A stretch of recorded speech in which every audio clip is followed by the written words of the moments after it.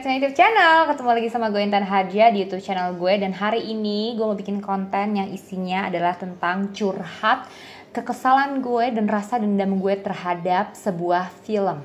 Ya, dendam pribadi bukan dendam nyipelat ya.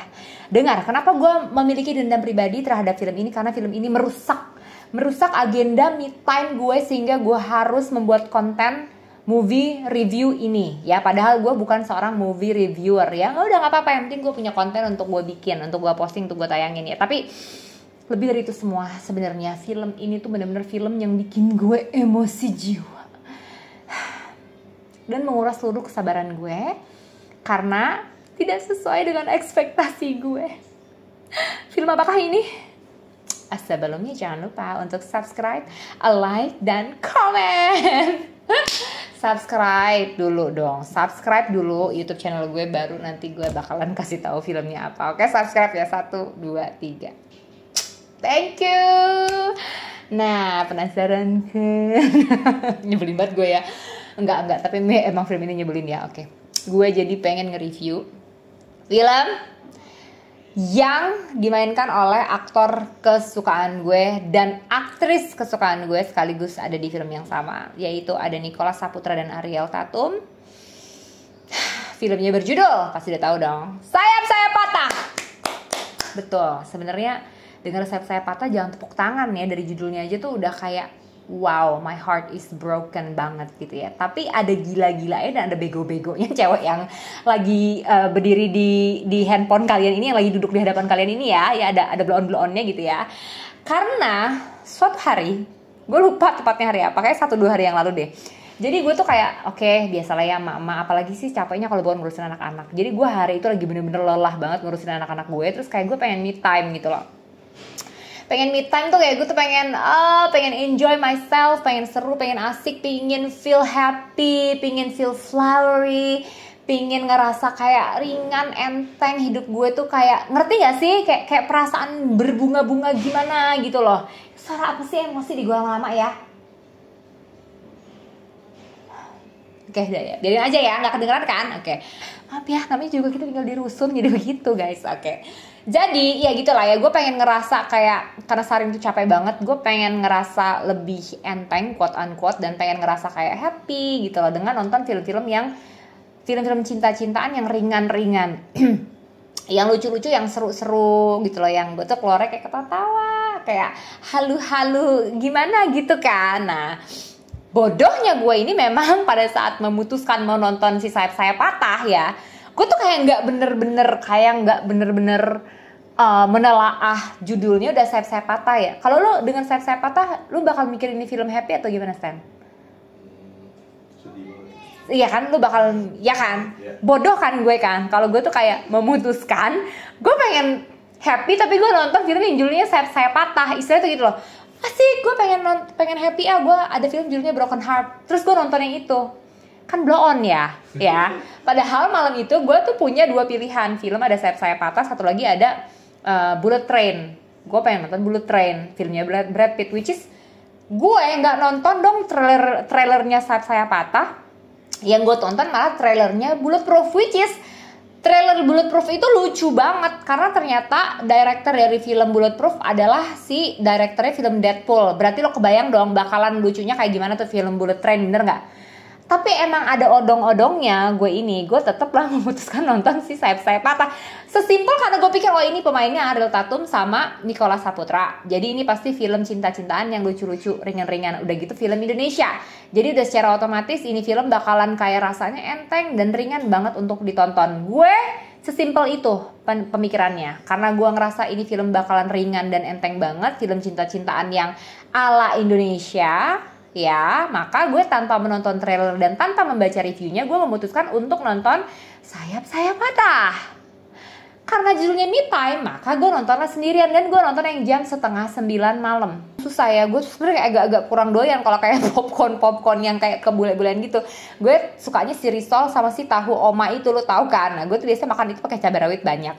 Gue belilah tuh itu kan, ya kan. Gue berpikir oke, intinya gue pengen treat myself right, makan snack dan minum kopi kesukaan gue sambil nonton film cinta-cintaan yang bikin gue ngehalu gitu ya kan. Kenapa gue nontonnya malam-malam? Ya karena kerjaan gue udah beres dan gue pikir pulang-pulang gue pengen feel happy and go to sleep gitu loh. Pikiran gue ya, pikiran gue nih kan, gue udah excited, gue me time, gue dandan, gue pakai baju bagus, gue dandan. Padahal gue gak ngedate sama siapa-siapa, enggak, gue sendirian, literally sendirian. Gue hanya ingin memanjakan diri gue gitu ya.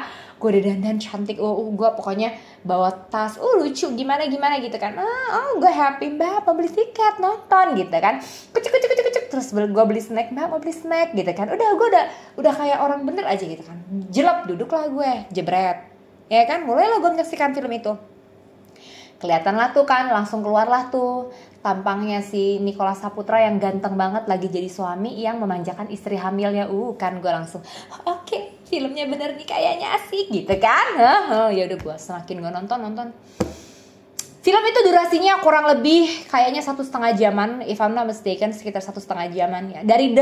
Dari detik pertama hingga detik terakhir tidak ada satupun detik yang terlewatkan dengan rasa sia-sia ya. Film ini setiap detiknya benar-benar bikin kita sangat konsentrasi dan fokus menyaksikan tayangannya. Gue rasa ini karena kombinasi dari pemain-pemain di dalamnya, jalan ceritanya, cara mereka mengemas film ini. Intinya menurut gue film ini film yang diproduksi dengan sangat baik. Nggak heran begitu nama direkturnya keluar, terbacalah di situ dan membuat kita tuh fokus dari satu adegan ke adegan lainnya gitu loh. Jadi emang film ini membuat kita yang ada di dalam studio berekspektasi untuk dapat mampu merasakan apa yang sebetulnya terjadi pada saat itu. Karena emang kita mendapatkan informasi, film ini diangkat dari kisah nyata Satuan Densus 88 di bulan Mei tahun 2018 gitu loh.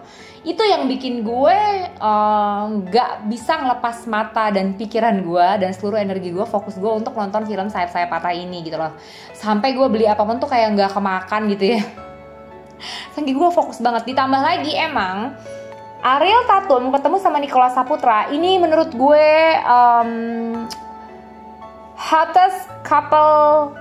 newest hottest couple kali ya yang ada di industri perfilman Indonesia. Menurut gue chemistry di antara Ariel Tatum dan Nicholas Saputra itu gila banget. Walaupun I personally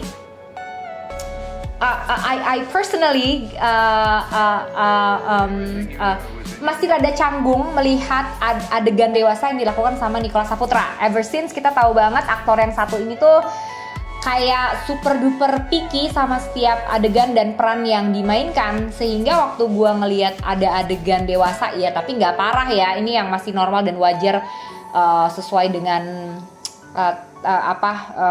akhlak dan budaya Indonesia gitu ya. Jadi masih oke. Cuman memang gue rada kaku jadi ngelihatnya. Menurut gue bukan acting dianya, mungkin karena kitanya sebagai penonton tahu deh selama ini pilihan-pilihan filmnya Nico tuh kayak gimana gitu ya. Rada gitu. Cuman overall menurut gue si chemistry di antara mereka tuh gila banget. Gue sampai stres ngelihatnya. Dan ini tuh pas banget disebut sebagai sayap-sayap patah karena gue sepatah-patah itu melihat pasangan ini. Mereka berdua bener-bener mampu menghadirkan dan menciptakan rasa broken heart sekaligus strength ya, power, kekuatan gitu loh. Kekuatan, ketabahan, cinta dan rasa sedih, rasa sakit hati yang bersamaan, yang sekaligus tuh bersamaan, ngerti nggak? Jadi chemistry pasangan ini tuh dahsyat banget sih menurut gue. Dan setelah gue nonton interviewnya mereka berdua, gue jadi tahu kalau kenapa mereka bisa sedapat ini. Itu karena emang mereka melewati proses reading yang cukup panjang dan mereka menjalani bedah naskah yang katanya juga sangat mendalam, ditambah lagi ya of course ketika didirect sama seorang Rudi Sudjarwo, sebuah film pasti seorang aktor dan aktris pasti akan didirect dengan sangat sempurna gitu ya, digodok dengan sangat baik gitulah ya. So gue gak heran sih kenapa mereka bisa menciptakan chemistry sedahsyat ini gitu loh. Jadi ada rasa cinta yang sangat kuat, ketabahan, kekuatan, kesabaran, sekaligus rasa fragile, rasa sedih dan sorrow dan broken heart yang juga dalam dari chemistry yang tercipta di antara Nicholas Saputra dan Ariel Tatum gitu loh. Ditambah adanya kehadiran aktor-aktor lain yang juga aktingnya dahsyat semua ya. Nggak ada tuh kita nonton kayak krik-kriknya orang apa sih aktingnya. No. Semua aktingnya bagi gue gila banget di film Sayap Saya Patah ini. Sehingga itu ada vibe and energy yang ke-build buat kita semua yang nonton, yang bikin kita tuh cuman fokus menyaksikan detik per detik dari film Sayap Saya Patah ini gitu ya. Terus apalagi ya, ditambah lagi mungkin gaya pengambilan gambar, terus kayak ya tentu aja back soundnya atau musiknya, dan naskah atau skenario gitu ya. Kali apa sih nih ya, namanya skenario ya. Gue tuh sotoy banget, gue seriously gue bukan movie reviewer ya, jadi mohon maaf kalau kata-kata gue banyak yang salah. Intinya tuh naskah skenario dari satu pemain ke pemain lain tuh nggak ada yang krik-krik, jadi tuh kayak ngerti nggak sih, kita tuh kalau ibaratnya nasi ini tuh pulen banget gitu loh. Skenario tuh nyambung, ngerti nggak cuma nyambung tapi ada rasanya. Even kayak Even kayak salah satu anak buahnya Bribtu Aji di sini, pemeran utamanya Niko ya, namanya Bribtu Aji kalau nggak salah. Jadi ada anak buahnya Bribtu Aji tuh di sini, itu pemainnya adalah yang jadi Nicholas Saputra, yang jadi Rangga di Ayat-Ayat Cinta versi sinetron. Siapa namanya? Aktor siapa namanya? Yang jadi Rangga, yang jadi Nicholas Saputra di film Ayat-Ayat Cinta sinetronnya. Ya ampun, gue lupa, gue tulis aja di sini ya. Please nanti ditulis ya, Stan. Gue lupa namanya. Hapunten, iya mohon maaf banget. Gue bukan nggak tahu ya. Gue tahu mukanya, gue hafal banget gitu. Gue beneran, tapi gue tuh pelupa soal nama. Nanti gue keluarin di sini, oke. Intinya itu. Tapi ini aktor hebat juga ya. Jadi di situ tuh kayak cuman dia ngomong. Dia tuh di situ lagi nungguin si Bribtu Aji, terus dia lagi ngobrol sama temannya dia juga yang sama-sama polisi. Terus dia lagi istilahnya tuh itu naskah tuh pendek banget, kayak cuman 1-2 menitan aja, tapi dapat banget rasanya gitu. Dia cuma ngomong kayak lo takut nggak sih gitu kerjaan kita kayak gini. Dia lagi ngomong gitu, lo takut nggak sih kerjaan kita kayak gini, bini gue suka ketakutan loh, bini gue sering worry, bini gue suka begini.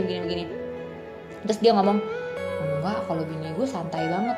Itu padahal cuma ngomong kayak gitu, tapi tuh kita tuh yang nonton kayak, oh berarti bininya tuh ini ya, tabah banget ya, dia udah bisa ngerti banget resiko dari menjadi istri seorang polisi anggota Densus 88 tuh kayak gimana, ngerti nggak? Padahal dia tuh cuma ngomong kayak gitu doang gitu loh, sedalam itu dan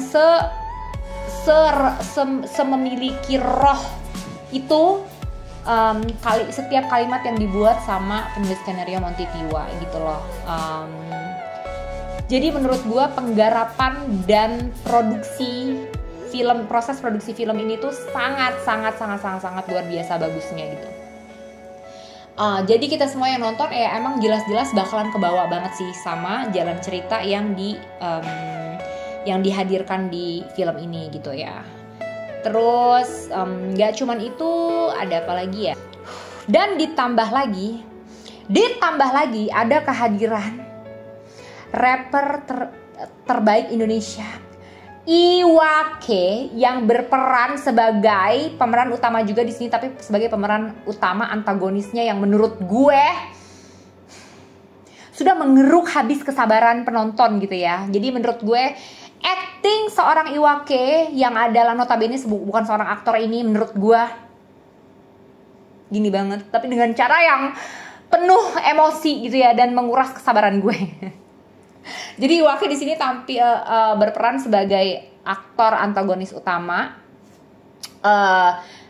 memerankan Leon. Jadi dia adalah kepala gembong teroris di sebuah daerah di Surabaya gitu ya, yang telah berhasil mengepalai beberapa kejadian pengeboman di area-area atau wilayah-wilayah yang ada di Surabaya pada saat itu gitu loh. Jadi Iwake ini tidak berperan sebagai rapper tentu saja, tapi berperan sebagai Leon yang tadi udah gue sebutin itu. Dan ini actingnya tuh bener-bener gila banget sih, bener-bener gila banget. Jadi kayak bengisnya dapet tanpa harus kayak marah-marah, teriak-teriak, dan ekspresi muka yang ekspresi muka yang berlebihan, yang over gitu, yang over acting.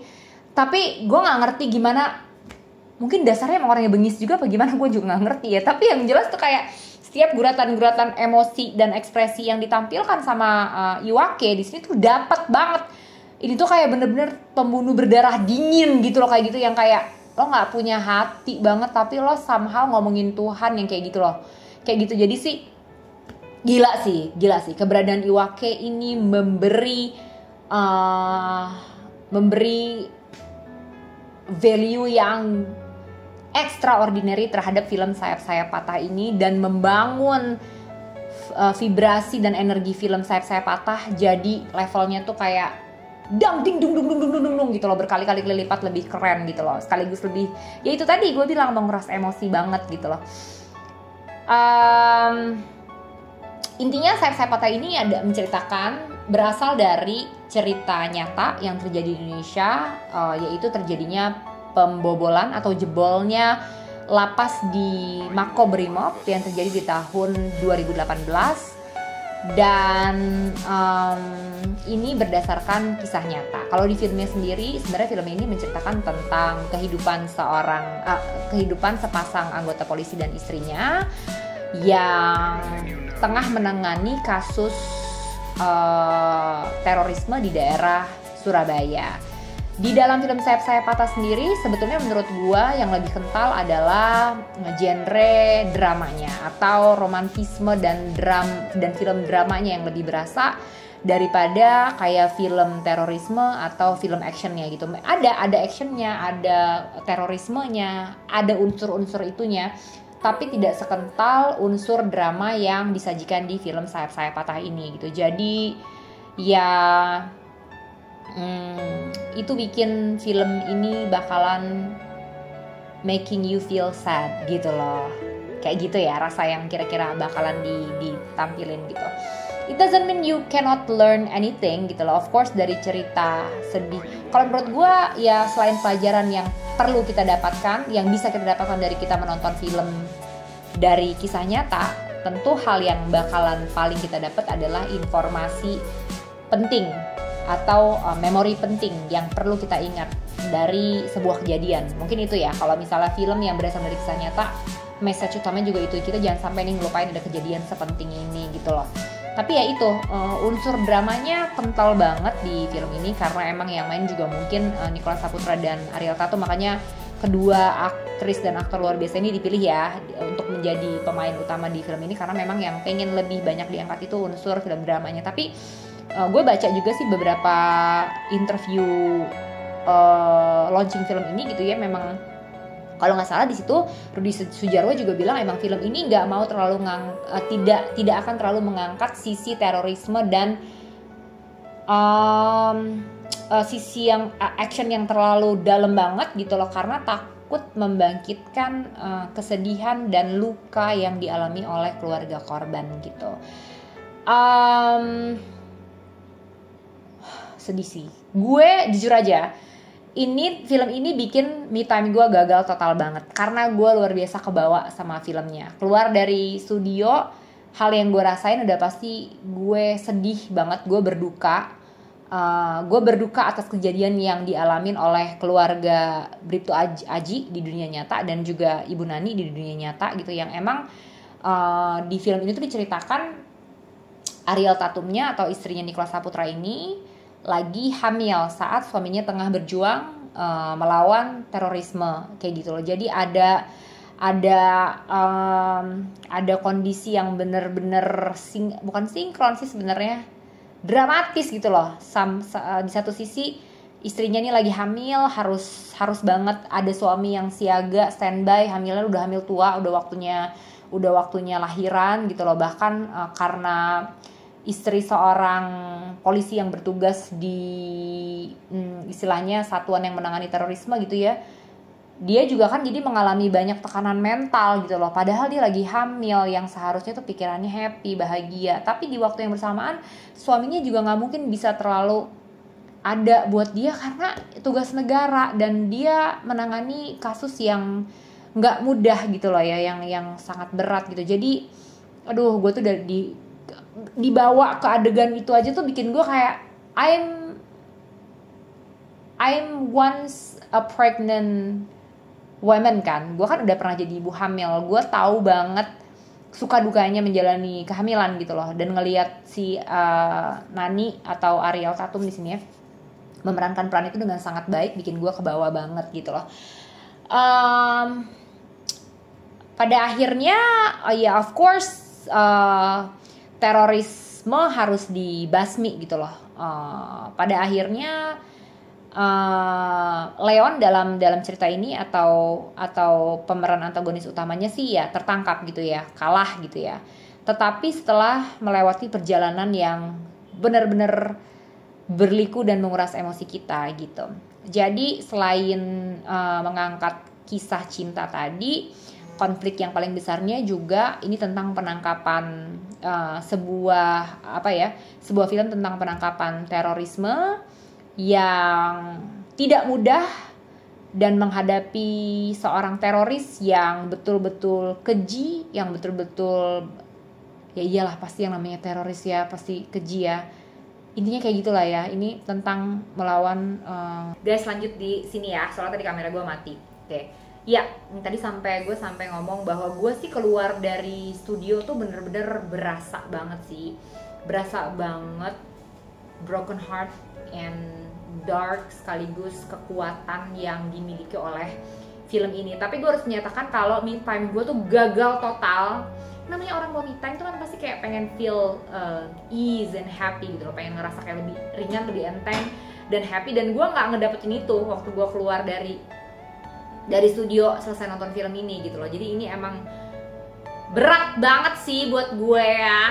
Jadi buat lo yang emang kayak pengen nyari film yang ringan-ringan dan enteng-enteng, film yang bikin lo berbunga-bunga, yang bikin lo pengen ngebuat penat lo lepas gitu ya, yang pengen bikin otak lo enteng, lo jangan nonton Set Saya Patah. Jangan pernah nonton Set Saya Patah. Apalagi kalau lo cewek overthinking kayak gue. Lo tahu, gue tuh pulang-pulang gue literally gak bisa tidur. Tidur gue tuh terganggu gitu ya, kayak baru-baru gue bisa tidur nyenyak. Gue kepikiran itu adegan-adegan terakhir gitu ya, yang oh my goodness, gila sih ini film kayak. Rasa gue tuh pengen protes, tapi sama siapa gitu loh, kayak gue pengen protes. Bisa gak sih bikin filmnya jangan kayak gini? Itu terlalu menyedihkan filmnya buat gue yang perasaannya halus gitu loh.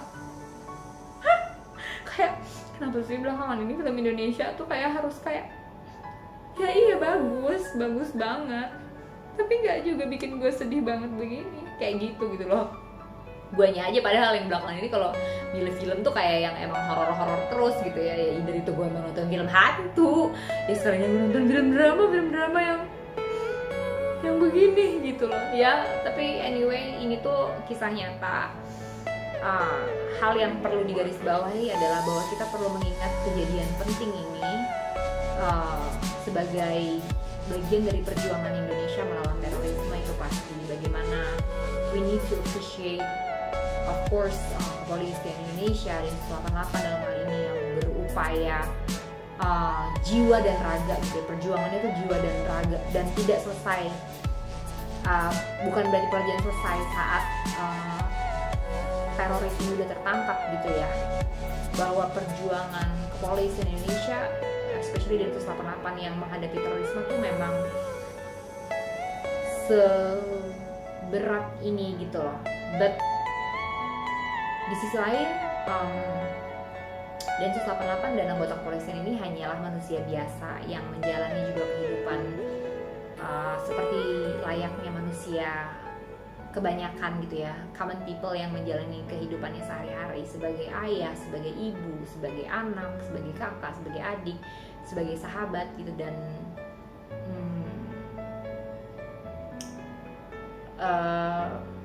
ya aparat harus berjuang untuk bisa menyeimbangkan kehidupannya di dunia nyata dengan kehidupannya sebagai aparat gitu atau sebagai anggota itu sih. Itu adalah pengingat yang sangat penting menurut gue, message yang penting yang kita dapat dari nonton film Sayap Patah gitu loh.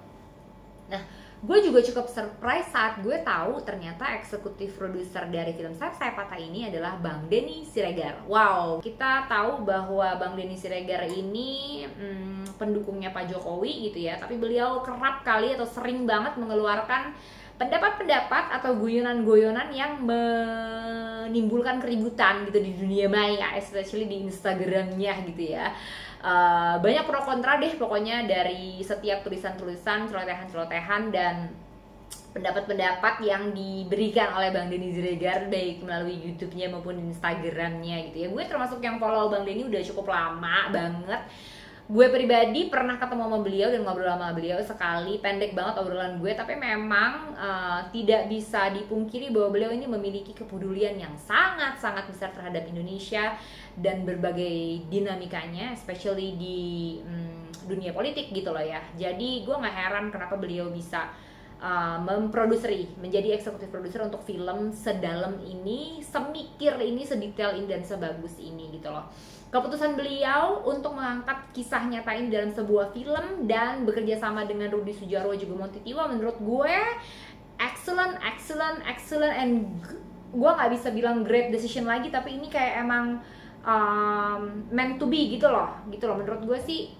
Penggarapan film ini memang luar biasa, tapi emang karena orang-orang di belakangnya juga sangat luar biasa. So dari gue it's 9 out of 10. Kenapa 9? Kenapa nggak 10? Karena ya nggak ada reasonnya sih, karena lo belum nonton. Kalau lo semua nonton jadi 10 out of 10 nih. Soalnya ini film menurut gue ya, bagi gue gitu, lo boleh ngetawain gue, boleh bilang apaan sih Tan gitu aja filmnya seralur ya, tapi bagi gue ini film bagus banget. Tapi please jangan ditonton, film ini jangan ditonton kalau lo emang ingin kayak membuat hati dan pikiran lo lebih ringan dan lebih lega gitu ya. Jangan ditonton film ini karena lo akan overthinking dan lo akan kepikiran dan lo akan sedih berkepanjangan dan lo akan kayak bermulang durja.